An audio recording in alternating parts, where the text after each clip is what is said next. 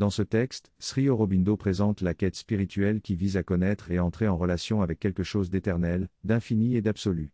Il souligne que l'intellect joue le rôle de pionnier et de scout, permettant d'établir un premier contact avec cette réalité supérieure.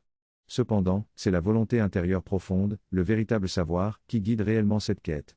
L'auteur explique que la lecture de ce texte est à la fois une méditation profonde et une compréhension intellectuelle, permettant à l'esprit de dépasser ses propres limites et de s'ouvrir à quelque chose de plus profond et de plus élevé. Il décrit également comment, par le processus de relecture, l'attention intérieure se concentre sur les points difficiles et permet d'accéder à une compréhension plus profonde. Sri Aurobindo encourage donc à approcher cette lecture avec une intention intense et à répéter la lecture plusieurs fois pour permettre à l'intelligence intérieure de révéler sa connaissance innée.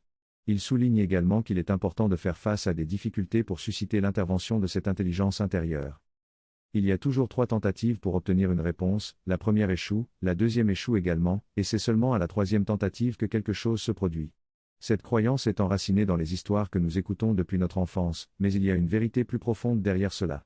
En réalité, c'est à la 3e tentative que nous attirons l'attention de notre moi intérieur. La première fois, notre esprit superficiel se tourne vers la question de manière négligente et échoue. La deuxième fois, nous sommes plus attentifs mais nous laissons encore passer l'occasion.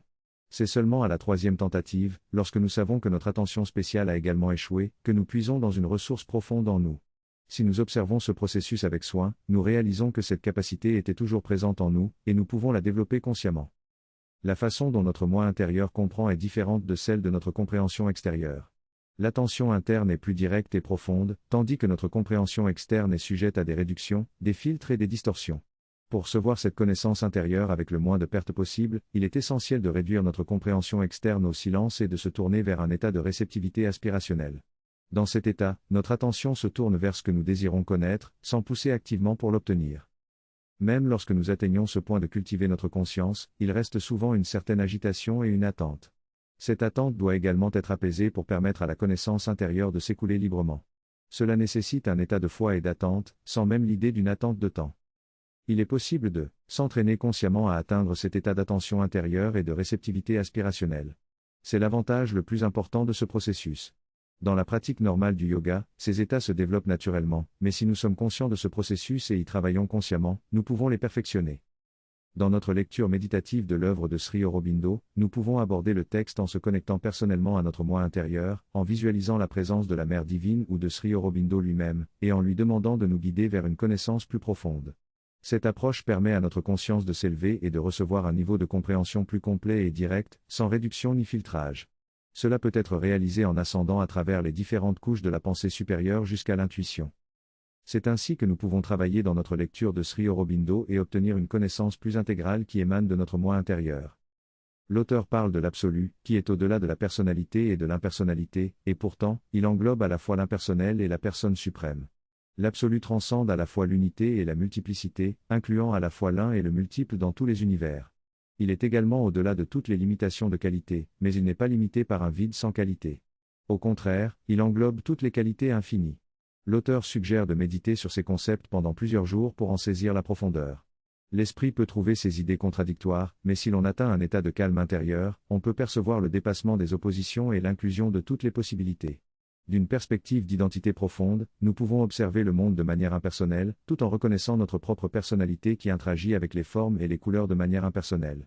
Dans cette expérience, il n'y a pas de contradiction entre le personnel et l'impersonnel, simplement différentes façons d'expérimenter la même réalité. L'intellect, qui divise et mesure, disparaît dans cette expérience de simplicité et de beauté, où tout se réduit à l'harmonie et à l'unité.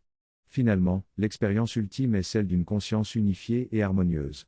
Ainsi, lorsque nous considérons la relation de la divinité avec l'univers, il est évident que l'absolu est à la fois au-delà de la personnalité et de l'impersonnalité, et qu'il englobe à la fois l'impersonnel et le suprême personne. À mesure que nous nous élevons dans la méditation, nous aspirons à la totalité de cette expérience. Nous découvrons que l'expérience complète est accessible à partir de ce point d'entrée, dans une conscience ascendante. L'absolu transcende la distinction entre l'unité et la multiplicité et englobe l'un et les innombrables multiples de tous les univers. Nous observons une image panoramique de l'univers comme une seule image formée de nombreuses variations de la même image. Nous ne ressentons pas de contradiction entre l'unité et la multiplicité dans cette manière de voir les choses. Nous observons notre propre conscience qui est une et qui voit toutes ces variations, mais ne les voit pas comme des choses différentes. C'est une vision qui englobe toutes les variations et il n'y a pas de réelle contradiction entre l'unité et la multiplicité. L'absolu est au-delà de toutes les limitations de qualité et englobe toutes les qualités infinies. Ainsi, lorsque nous regardons les qualités, nous les voyons comme des modulations d'une surface infinie, des ondes de couleurs qui se manifestent et disparaissent.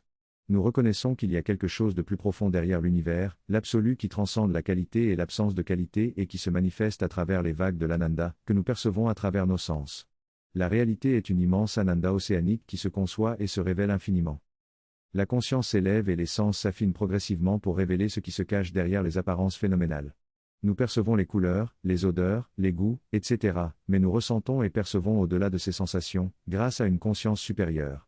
Cette conscience supérieure nous permet de percevoir une présence vivante et d'en exprimer la nature par le parfum d'une fleur.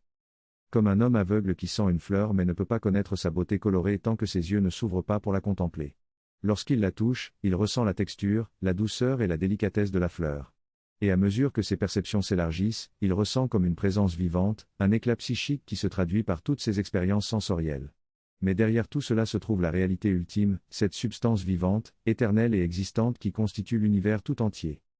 Le Védique Rishi, face à cette réalité absolue, ne peut que s'émerveiller.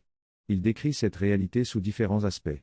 Puis il évoque une série d'images, qui se distinguent des idées abstraites précédentes.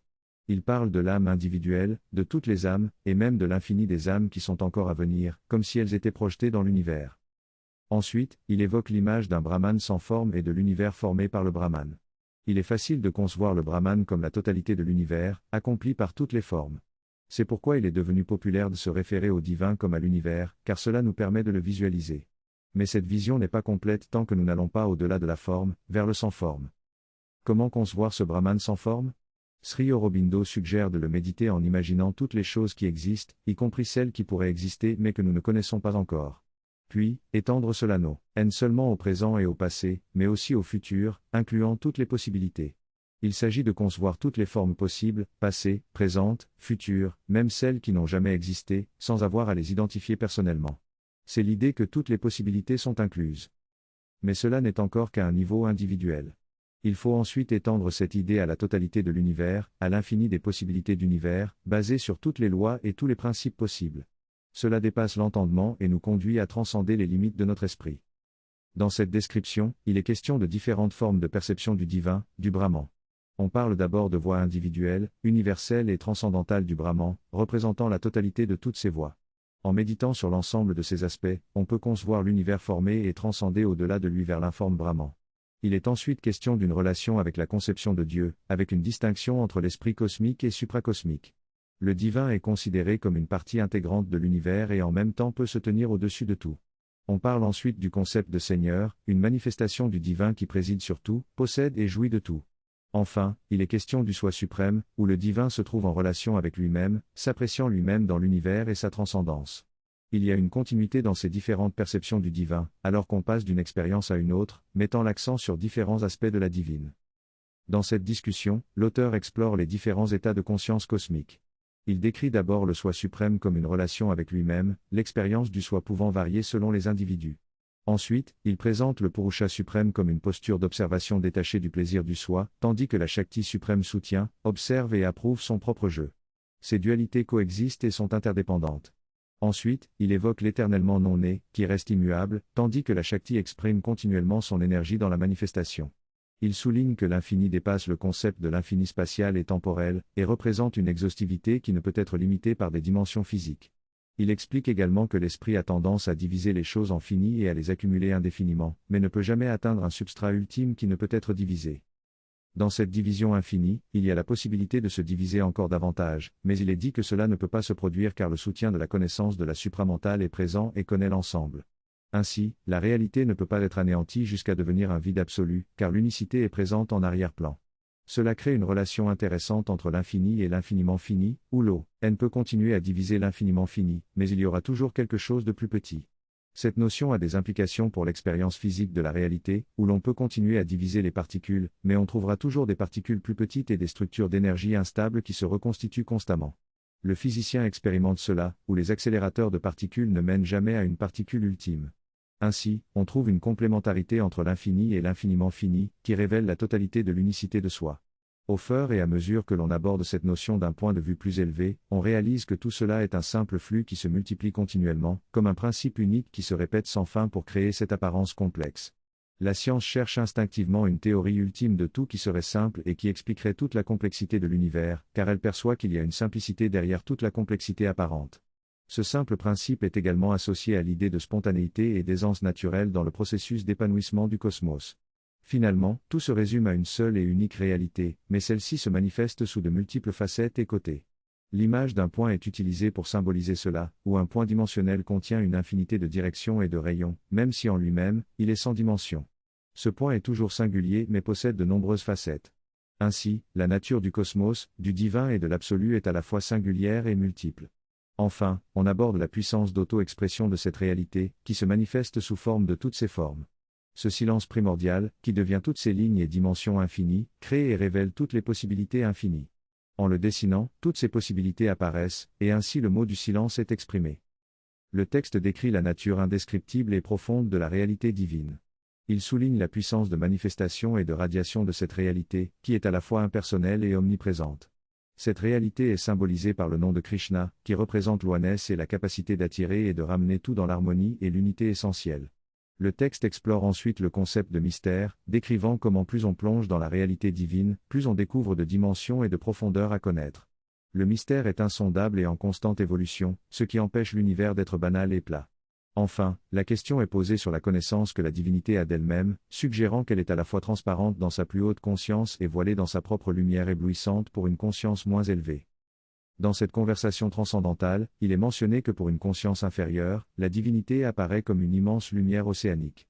Cette lumière intense est éblouissante qu'elle cache d'autres niveaux de lumière encore plus brillantes. Cependant, lorsque cette lumière divine se connaît elle-même, elle est translucente et se comprend entièrement. Tout ce qui dépasse les limites de la lumière est contenu en son sein. Cependant, pour pouvoir s'épanouir pleinement, la lumière divine doit adopter une position de lumière moindre, afin de pouvoir explorer et découvrir sans fin. C'est ainsi que l'univers et chaque individu sont nés, pour permettre à la divinité de découvrir et de redécouvrir tout son être à travers une exploration graduée de soi. Cette exploration de soi est la voie choisie par la divinité pour atteindre un état d'union, qui est encore plus béatifiant que son état d'identité. On comprend également que chaque être vivant participe à cette exploration de soi, et que chaque individu a une ligne unique d'exploration. Dans la conscience inférieure, nous faisons l'expérience de couches et de couches de lumière voilée, qui se révèlent davantage à mesure que nous grandissons. Cependant, dans la conscience supérieure, toutes les possibilités de notre voyage sont déjà connues et sont révélées à notre conscience limitée dans l'espace-temps de manière séquentielle. Notre voyage n'est donc pas vraiment un voyage, mais plutôt une expérience de révélation de plus en plus grande. Dans ce passage, il est question de différentes manières de percevoir la même vérité. L'auteur explique que notre voyage vers le futur est déjà tracé dans notre conscience, englobant toutes les variations possibles que nous pourrions choisir dans notre liberté. L'expérience de la découverte, de la surprise et de la fascination fait partie de l'expérience divine. L'auteur parle également de transparence et de translucidité, expliquant que dans cette expérience, tout est connu et visible, mais il existe la possibilité de moduler et d'intensifier les différentes couches pour créer des variations. Ainsi, l'apparition de la lumière moins intense est créée en occultant une partie de la lumière. L'auteur décrit également différentes approches pour connaître l'absolu, mais souligne qu'elles sont toutes interconnectées et qu'elles constituent différentes facettes d'une même expérience de la réalité suprême. L'expérience de la vérité supramentale transcende les dualités et les oppositions apparentes pour ne former qu'une seule expérience harmonieuse et unifiée. L'objectif ici est de souligner que les concepts de l'individuel et de l'universel ne sont que des aspects et des articulations du transcendant absolu. Ce transcendant absolu est la connaissance ultime et éternelle. On peut le voir comme un état où l'individuel et l'universel perdent leur importance et ne sont que des éléments permettant d'exprimer cette connaissance transcendantale. Dans cet état, les mots ne suffisent pas pour le décrire, c'est quelque chose de merveilleux qui nous laisse stupéfaits. Notre intellect et nos interprétations philosophiques n'ont pas d'impact sur cette réalité ultime. Ce que nous devons faire, c'est pousser la réflexion et l'expérience jusqu'à leur terme, afin d'atteindre cette connaissance. Peu importe par où nous commençons, tout dans l'univers finira par nous amener à cette connaissance ultime.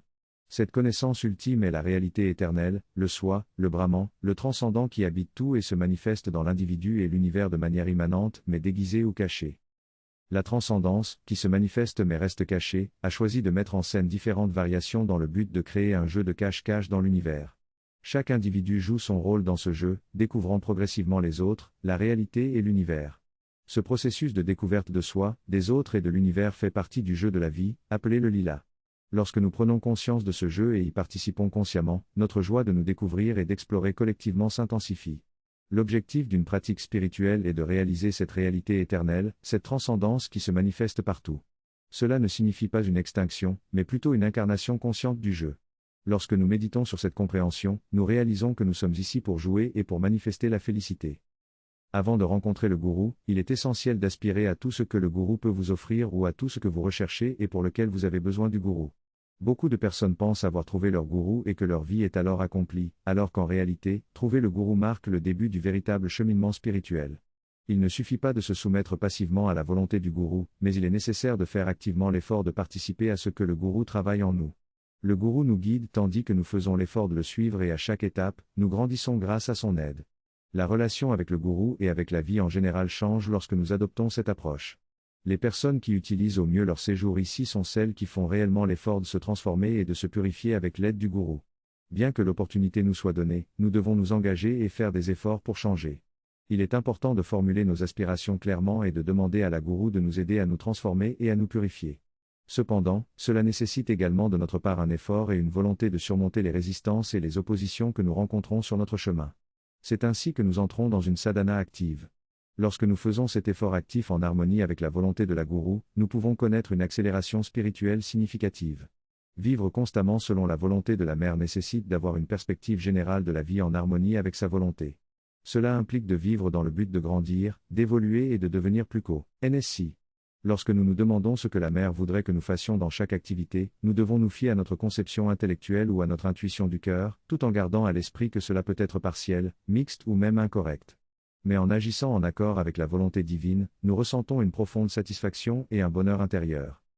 Lorsqu'on agit correctement et qu'on fait les efforts nécessaires, on peut rencontrer des difficultés à cause de nos idées fixes qui nous embrouillent. Il est important de faire preuve d'introspection lorsqu'on ressent un malaise ou une opposition intérieure. Il peut arriver que l'on ait une idée fixe selon laquelle nos actions ne fonctionnent pas, et dans ce cas, il faut se demander ce que la véritable volonté de la mère serait. Il y a une progression dans notre perception de ce qu'elle souhaite, jusqu'à établir un contact conscient avec elle. Une fois ce contact conscient établi, nous sommes sur la bonne voie, mais il peut encore y avoir des moments où l'on ressent une lassitude et où le contact est complètement rompu.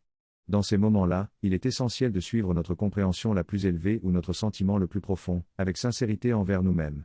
Il peut y avoir des masques et des autos du prix qui se manifestent, mais si l'on a fait le choix conscient d'être fidèle à la mère et qu'on essaie d'être transparent envers soi-même, ces problèmes peuvent être surmontés rapidement. Il est important d'être transparent et sincère envers la mère et envers soi-même.